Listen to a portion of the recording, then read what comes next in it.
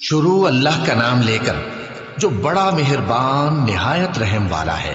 فجر کی قسم اور 10 راتوں کی اور جفت اور طاق کی اور رات کی جب رخصت ہونے لگے، اور بے شک یہ چیزیں عقل مندوں کے نزدیک قسم کھانے کے لائق ہیں، اس بات پر کہ کافروں کو ضرور عذاب ہوگا۔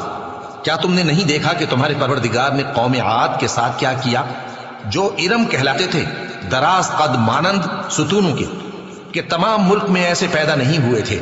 اور سمود کے ساتھ کیا کیا، جو وادی قرا میں چٹانیں تراشتے تھے؟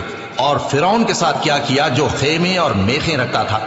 یہ لوگ ملکوں میں سرکش ہو رہے تھے، پس ان میں بہت سی خرابیاں کرتے تھے، تو تمہارے پروردگار نے ان پر عذاب کا کوڑا برسا دیا۔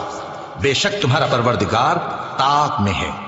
مگر انسان عجیب مخلوق ہے کہ جب اس کا پروردگار اس کو آزماتا ہے کہ اسے عزت دیتا اور نعمت بخشتا ہے تو کہتا ہے کہ میرے پروردگار نے مجھے عزت بخشی، اور جب دوسری طرح آزماتا ہے کہ اس پر روزی تنگ کر دیتا ہے تو کہتا ہے کہ میرے پروردگار نے مجھے ذلیل کیا۔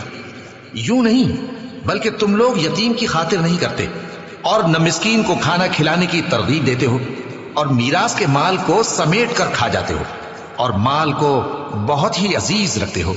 یوں نہیں، جب زمین کوٹ کوٹ کر برابر کر دی جائے گی اور تمہارا پروردگار جلوہ فرما ہوگا اور فرشتے قطار در قطار آ جائیں گے اور دوزخ اس دن سامنے لائی جائے گی، تو انسان اس دن سوچے گا، مگر اب سوچنے سے اسے فائدہ کہاں مل سکے گا؟